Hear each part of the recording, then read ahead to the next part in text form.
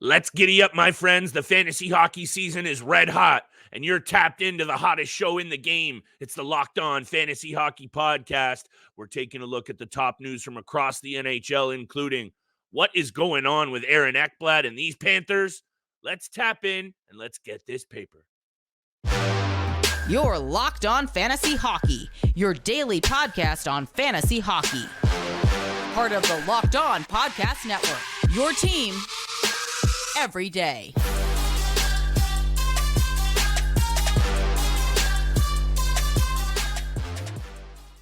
Welcome back inside the lab, everybody, to the Locked On Fantasy Hockey Podcast, Wednesday edition, and I'm joined, as always, by my esteemed co-host, Mr. Steele, wrote in on this side of the microphone. It's your boy, Big Flip Livingstone. Shout out to the everydayers, and thank you so much for making us your first listen every single day. Today's episode is brought to you by FanDuel. Make every moment more. Right now, new customers get $150 in bonus bets with any winning $5 bet. That's $150 if your bet wins. Visit FanDuel.com/lockedon to get started. Look, Steele, we come on here and we give a lot of predictions, breakdowns, bets, and otherwise. But I think over the last couple of weeks, for all of those who have been tuned and tapped in Monday through Friday, we're trying to give it to y'all in a 30-minute breakdown and let you know what's going on around the league. And on today's episode, that's exactly what we have to do, because I really do feel there are some leagues already in the playoff Steele. Most people starting next week. This is money season. So Aaron Ekblad, he's out. Going to be at least a couple of weeks at the most crucial time of the season. Florida Panthers, we'll talk about them. And, of course, Vladimir Tarasenko, the fantasy impact peripheral pieces. What do you do with some of the Florida Panthers in your lineup? Mitch Marner, day-to-day. I don't know about you, Steele, but looking at the Maple Leafs attack against the Montreal Canadiens without Mitch Marner, this guy needs to be in the lineup every single night if this team is going to succeed. That's clear. Speaking of which, Bowen Byram, I think, is going to be in line for a lot of success in the Buffalo Sabres franchise. I'm excited to pick your brain about him. Update on Thatcher Demko and Wednesday's bets. Right over to you, though, Steele, because this Florida Panthers team not only is the best squad going on paper, they are the best team in the NHL in the standings and proving it right now. Red hot. Ekblad out. What's your take on the Panthers and what's going on down south? Yeah, I mean, the Florida Panthers are just absolutely unreal. Such a strong team. They've got strong goaltending. That's why I had Bobrovsky and Stolarz as my number one tandem in the NHL. Yes, you did. They've got Paul Maurice at the helm behind the bench, one of the best coaches, if not the best coach. So This team's firing on all cylinders. They get Tarasenko at the trade deadline, the only move they had to make, and he's got 3 points in 2 games. So we'll touch on Vladimir Tarasenko in a little bit, but let's start with Aaron Ekblad with the injury. Set to miss 2 weeks with a lower body injury, actually collided with newly acquired Vladimir Tarasenko in that 5-1 win against Calgary. So he's out of the lineup for 2 weeks. It's been a fairly disappointing season for Aaron Ekblad overall, offensively when it comes to mine. He hasn't been a strong fantasy defenseman as I thought he would have been, or at least hoped he could be this upcoming season. And I know he started the year off injured, but I mean, he produces in every other category: hits, blocks, shots, plus minus, penalty minutes, every other category. He's producing some fantastic stats on a nightly basis. But this season, 17 points in 46 games.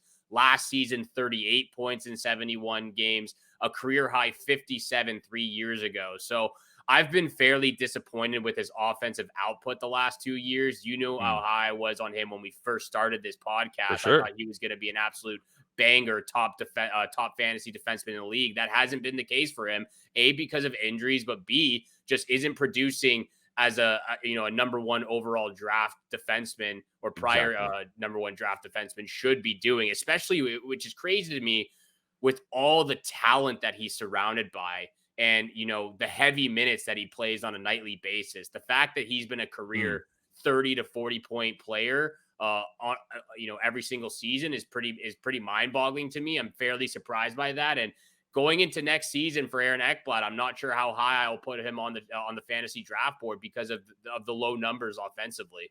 It's a really, really good point about Aaron Ekblad. And obviously, as a guy who was a first overall draft pick, carries a whole lot of fantasy sway in terms of what his name is. It's a sexy one. And look, I'm not trying to take away from a guy who obviously on the ice, you and I have to talk about this a lot and separate it sometimes in terms of when he is on his game, his ability to impact Florida's ability to win games is obviously on the ice. He's a difference maker when he's on his game.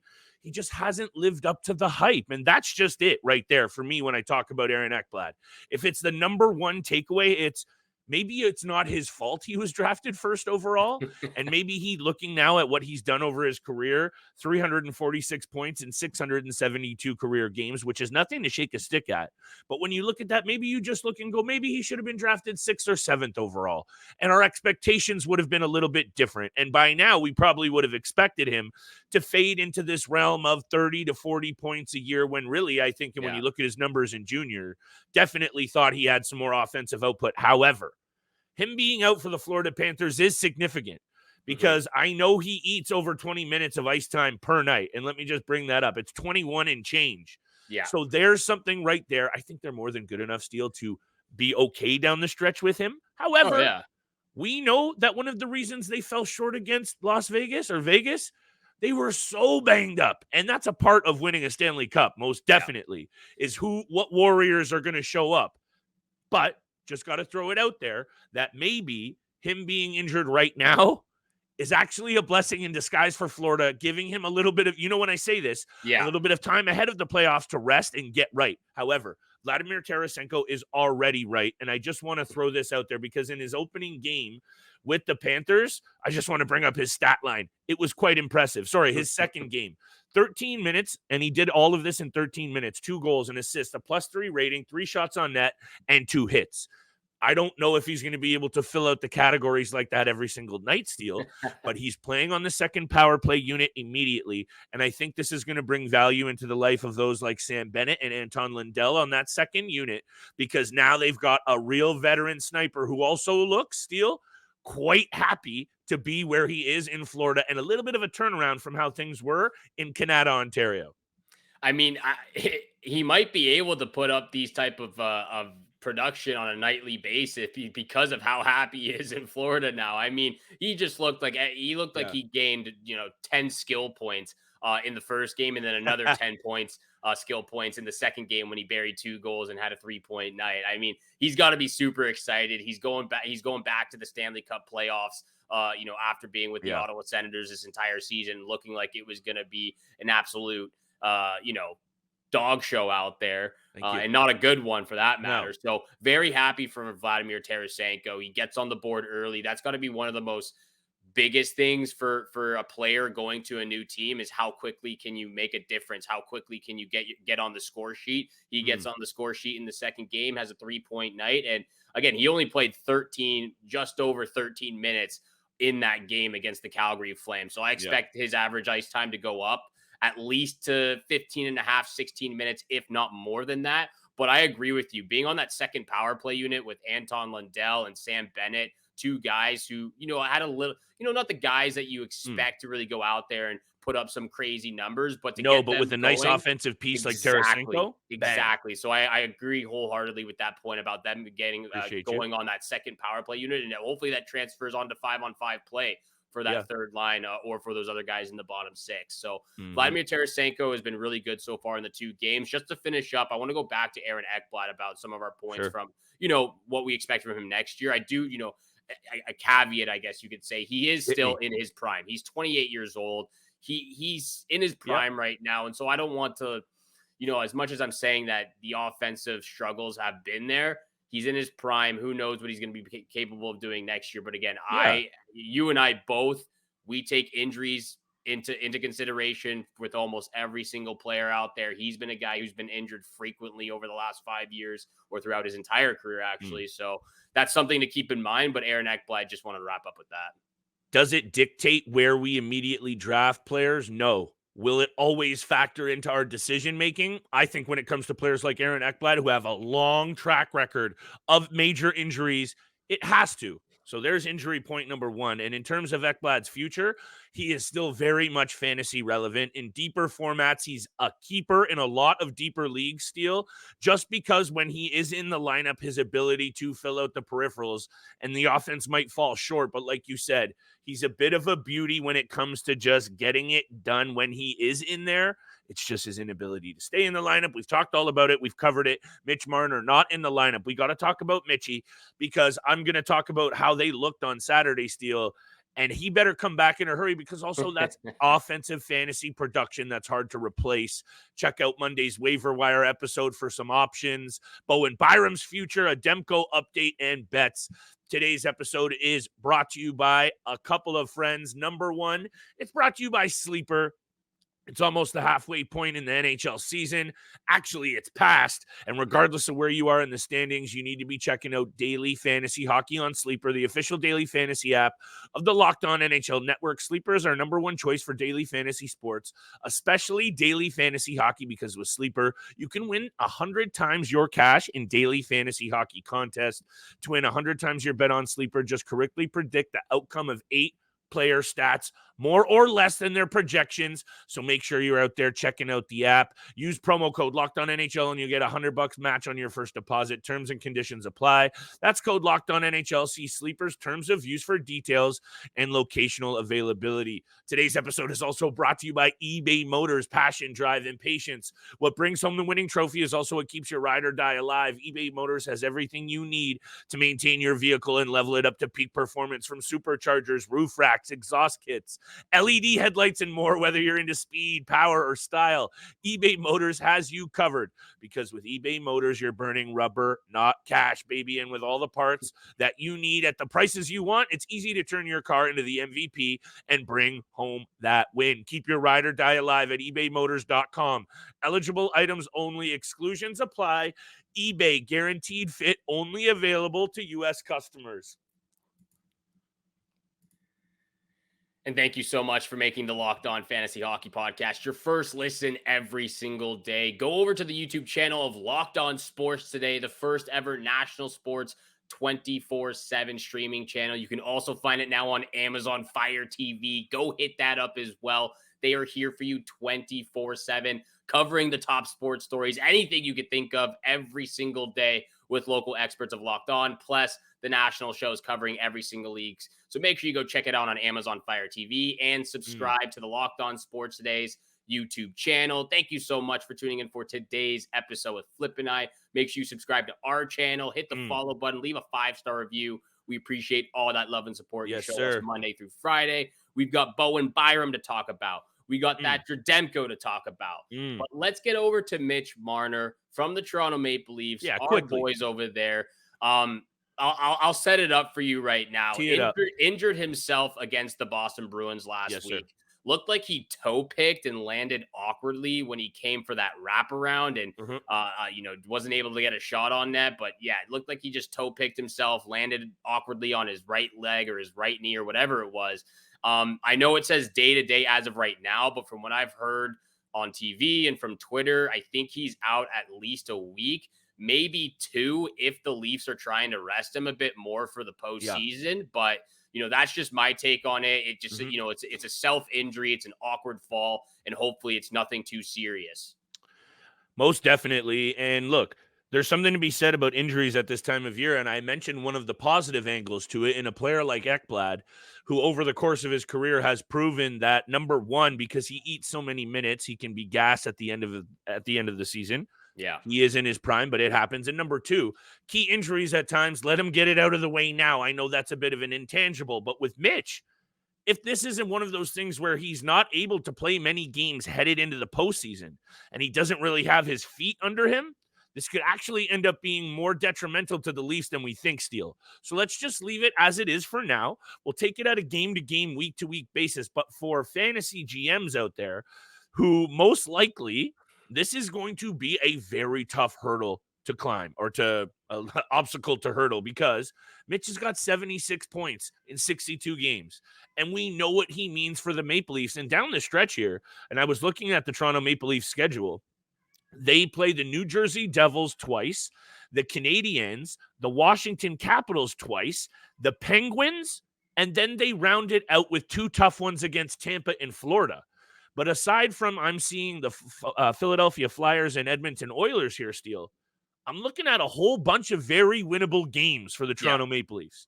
So I'm going to say 2 things. Number 1, I agree with you. I don't see them rushing him back until the point where let's try and get you a couple of games of regular season action under your belt point. And number 2, I'm taking a look at some of these peripheral pieces who are now going to get a bump in ice time. Calle Jarnkrok, Max Domi on that second line with John Tavares would be my first 2 immediate targets if you're looking for a flyer or a game-to-game bump, especially against some of these weaker opponents, because also both of those players are going to eat more minutes now on that secondary power play unit. So there's fantasy opportunities to be had here with Mitchie's absence over the next couple of games.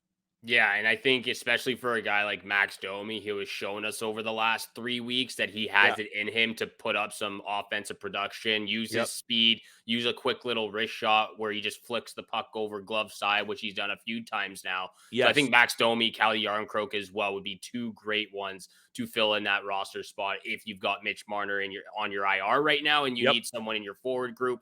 Bowen Byram, though, another team in the Atlantic Division, was just traded there from the Colorado Avalanche, obviously, at the NHL trade deadline. 2 points in 2 games. I mean, I think this is going to do wonders for this Buffalo Sabres team on the back end, especially in front of their netminder heading into next year. I think it's already doing that from the 2 games that we've seen. But I think that, the biggest question for me, which has now been answered, but the biggest question for me was, where are these players going to play? Bowen Byram, Rasmus Dahlin, and Owen Power. That's 3 young defensemen, 3 left shot defensemen, 3 left defensemen. So it was a question mark for me about which player or which left shot defenseman was going to go play on the right-hand side. It looks like it's going to be Bowen Byram on that top D pairing with Rasmus Dahlin. I think that's a beautiful fit for both those players. It gets Owen Power, continue to play on that second D pairing. And these are just 3 young defensemen who have, for me, this sky high limit and potential for what they can do fantasy wise, but also with the Buffalo Sabres. I wholeheartedly agree. And I just had a very last minute take on what you were mentioning about Max Domi and the Maple Leafs. The Maple Leafs rolled the dice by bringing in some character guys like Max Domi, Ryan Reeves. They need that kind of energy to translate over into the postseason. So I think Max Domi is one of those guys that I would double circle for a little fantasy value if he does catch fire. So I wanted to end that point. Also, what you're highlighting about the Buffalo Sabres future, I think excites me very much. And when I look at that first power play unit right now, Steele, I'm really not hating Dylan Cousins, Tage Thompson, Alex Tuch, Dahlin, and Byram. Yeah. That is the kind of combination that if they can really start to form some chemistry and see what happens when Matthias Samuelsson gets back healthy and tries to balance out those 3 pairings as well, because that's another good defenseman. Look, he's a second rounder, but he was the first pick in the second round, so call him a late first rounder as well. Lots going right now in Buffalo in terms of the young energy. Ukko-Pekka Luukkonen also playing great. That's going to just feed into the energy and confidence of this young team. And I'm with you on Byram's future. Fantasy-wise, he's only 22 years old. Yeah. And I think because of, again, and we're talking about high draft picks and expectations, 4th overall draft pick, I'm expecting him to perform at the 2nd season in his career for sure. 3rd season latest, I'm starting to get concerned. And I think that's what fantasy cats are getting a little impatient with Bowen Byram. But my last point is this, Steele. The talent that he has, the expectations we have for him, what does he need to succeed? Opportunity and ice time. And he was buried in Colorado. And take a look at his first 2 games in Buffalo. 24 minutes and almost 26 minutes of ice time. And that's exactly what he needs to develop a 2-way game at this level and take his game to the status of where we expect it to be as a 4th overall draft pick. And that's only going to come if he's playing with 21, 22, and 23 plus minutes every single night. And just to wrap this up with Bowen Byram before we get to break and Thatcher Demko, I mean, just looking at his shooting percentage, again, to your point, he's played a lot less minutes when he was in Colorado. He got buried on the blue line there. But his shooting, he doesn't put a ton of shots on net, but his shooting percentage has never been below 10.2. Career high shooting percentage of 15.4 back in the 2022 season. So I mean, if this kid can continue to develop his game, continue putting shots on net, he's got a rocket of a shot from the blue line, a very underrated wrist shot, just from that goal the other day that he scored. So continue to develop your game, continue to, get it, use your legs, use your speed, take the open ice that he's been given so many times now in the 2 games that he's played with Buffalo. But I mean, just continue to shoot the puck. I mean, this guy's got a rocket of a shot. He's got to put the puck on net more. And again, that will give him more goals. The shooting percentage hopefully stays the same, but he's got to do a little bit more on the shooting category for me. But again, 22 years old, the sky's the limit for all these young defensemen in Buffalo. We're going to get over to the Thatcher Demko injury update very, very quickly. And of course, wrap up the show with big time bets. But first, this episode is brought to you by FanDuel. It's March Madness, baby. Say goodbye to busted brackets because FanDuel lets you bet on every single game of the tournament. Whether you're betting on a big upset or a number 1 seed, it's time to go dancing, go toe-to-toe on America's number 1 sportsbook. Right now, new customers get $200 in bonus bets if your first $5 bet wins. Let's go. That's $200 to use on point spreads, money lines, whatever you want. You can even pick who's going to win the tournament. Just visit FanDuel.com/lockedon and bet on college hoops until they cut down those nets. And thank you so much for making the Locked On Fantasy Hockey Podcast your first listen every single day. Continue to hit that subscribe, the follow button, leave a 5-star review. We appreciate all that love and support you show us Monday through Friday. Let's show you some love back in return with big time bets. But first, before we get there, we got to wrap up with Thatcher Demko injury update. It seems like he will be out for at least, 2 to 3 weeks, it said? Yes, was the it update did. It said 2 to 3 weeks, but I listened to Farhan Lalji, TSN's Vancouver correspondent. He literally travels with the team. He mentioned twice in his bit on TSN this afternoon that it could be 2 to 4 weeks. Okay. And he kept mentioning exactly what I mentioned about Mitch Marner and getting a couple of games under his belt, how that might be important for his game. Given how much Demko has missed with injury, he's thinking that it's even more critical for Demko to have a couple of games of action under his belt, and that's what they're really aiming for, Steele. But if I'm listening to and reading between the lines here a little bit, this is a little bit of a concern for the Vancouver Canucks. This is their number 1 goalie, and right there after Hellebuck, he's the Vegas favorite for the Vezina. Is Hellebuck running away with it? 100%. However, Demko, for most of the season, has been right there in the conversation as one of the best goalies. His numbers back it up, 2.47 goals against. So look, shutouts third. This is obviously huge. However, Casey DeSmith has proven in limited time that he can be a number 1 quote-unquote fill-in goaltender. And I think what you'll see from the Vancouver Canucks, tease to bets in a second here, is perhaps the best out of this team, Steele, because if you want to be put to the test, there's no better way than the most critical part of the schedule without your number 1 netminder. Exactly. And what might make it easier for these Vancouver Canucks is that they do have a 9-game homestand. They aren't leaving Vancouver until the end of March. So that could be very beneficial for the entire team, especially Casey DeSmith. However, with a few odd, easier games in there, the Anaheim Ducks, maybe the Montreal Canadiens as well, it is going to be a tough schedule remaining for the month of March. Vancouver only has 6 losses on home ice this year, Steele. That's the least in the NHL, so even more important. Exactly. They've been very good at home, but it is going to be a tough schedule. They got Colorado coming up tomorrow, Washington Capitals, Calgary Flames, LA Kings, Dallas Stars, and this is all without their number 1 goaltender. So even though Casey DeSmith has been great the last 2 games played or games started that he has been, the numbers haven't been very significant because of the small sample size. He's worth an ad, though, if he's out there. He's definitely worth an ad. Again, I think we mentioned this yesterday or 2 episodes ago on Waiver Wire Monday. Only 2 games for the Vancouver Canucks this upcoming week, Colorado and the Washington Capitals. So maybe wait until next week, the week of March the 18th, to go pick up Casey DeSmith for some easier games against Buffalo, Montreal, and Calgary.